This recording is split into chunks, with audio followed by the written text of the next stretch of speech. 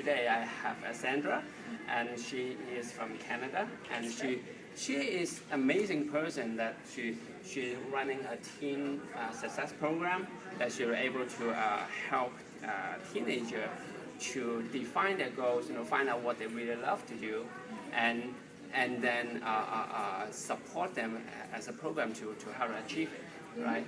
And welcome to Sandra. And it's great to meet you. Yeah. Yes. So I would like to talk a little bit about your program first, and then to let us know who you are. Okay. Yeah. Okay. So my name is Sandra Macpherson, and we have developed the teen success programs. And these programs are designed to open the mindset of teens to look beyond just the education system, but know what it takes to have a successful mindset. Mm-hmm. So many teens are, either they're in the age group where they're told they can't do things and they're being suppressed. So what you want to do is help them through the transition from teenagehood to adulthood to take on responsibility for their life and understand really what's possible in their life, and help them discover what we call limiting beliefs. Like a limiting belief is, I'm not smart enough, or I have to go to university and get 80 degrees and 80% average in order to get the best job. Mm-hmm. So we teach teens that don't chase the marks, chase your dreams. Yeah. So that's one of the things that's really important. Yeah, it is really important because if you want to chase for the mark or chase for the money, there's a lot of things you can do, right? But is that the best thing that you really want to do? You only have one life, and in terms of time, you only have 40 hours a day, then that's all, right? You want to spend all those time in doing something you don't like to generate some money, or you want to chase your dream and generate money at the same time. The whole thing about the teen success programs is you got to find your purpose and your passion. You do what you love, because when you do what you love, you have energy. And every successful person, every multimillionaire will tell you the same thing. And that's really important. That's so important. And you remember in Jay Abraham's class, he said, all of us have 24 hours. There's good news about that, and there's bad news, because it's only 24 hours. The good news is everybody's equal that way. Yeah. We all just have 24 hours. So you want to make the best of the 24 hours. And part of that is finding what you do, what you want to do in life, loving it, and have a passion. And that fits into your time management program, because when you find your passion and your purpose, you want to manage your time to maximize it, because it is fun when you live your passion, but your time management is critical for it to be successful. Yeah, it is really critical for the family, for them to support it. Yes, and that's one of the things that teens need to do, is to sell their purpose and their vision to the parents, but the parents need to listen.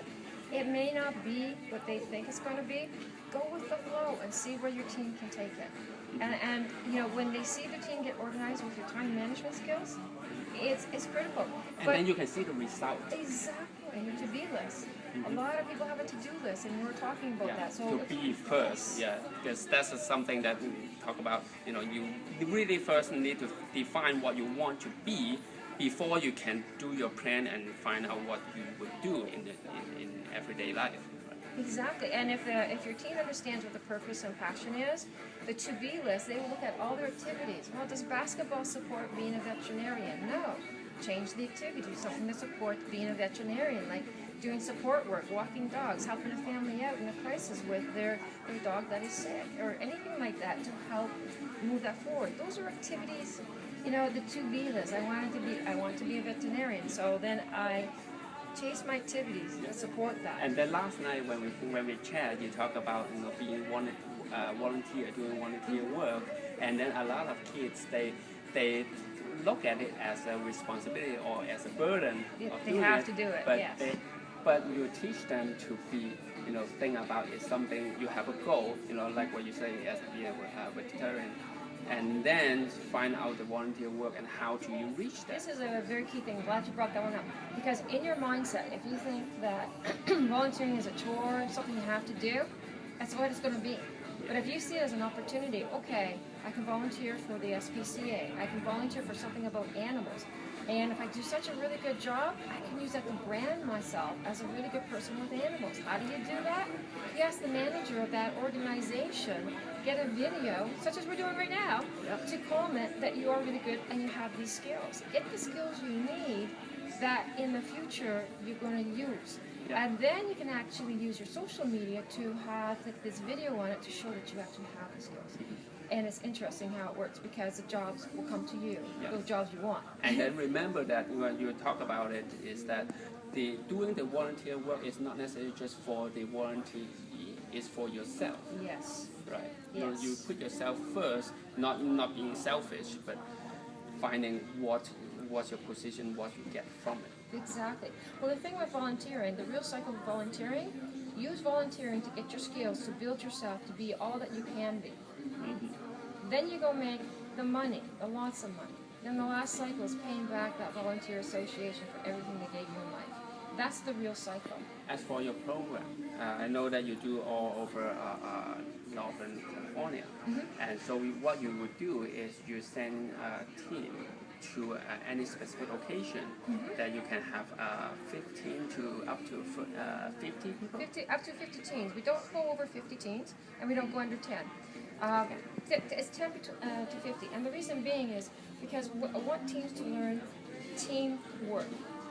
Learn how to work in teams. So we generally have the teams working in 5 teams of 10 or 10 teams of 5, depending on the exercise, so that they can start working together and helping each other out and have synergies. You know, the power of 2 minds is bigger than the power of 1 mind. So, and it's amazing. You can build relationships and something that they'll learn about relational capital and how to do that. And when they get this concept at a young age to understand that there's power, I can move 10 times faster with somebody helping me, that's going to make them successful, because one of the biggest problems with small businesses, they try to do everything on their own and they don't move fast. If the team learns how to power up with other powerful people, you know, I may be great at understanding computers, and somebody else may be very creative. You put those two together, and your business all of a sudden is that much more powerful. So that's why, you know, for teens to learn to do networking and understand who they should partner with to build something that, partner with somebody that you're not good at. Something that you're not good at. And then the two of you have covered 2 areas instead of just 1.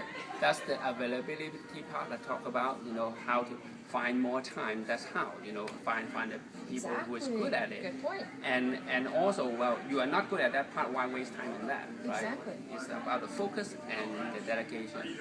Well, so thank you. You're Thank welcome. you, Sandra. It's fantastic. And I hope we our paths cross again. Yeah, definitely. Definitely. Yeah. So, thank you. Hope you enjoyed this, and see you next time.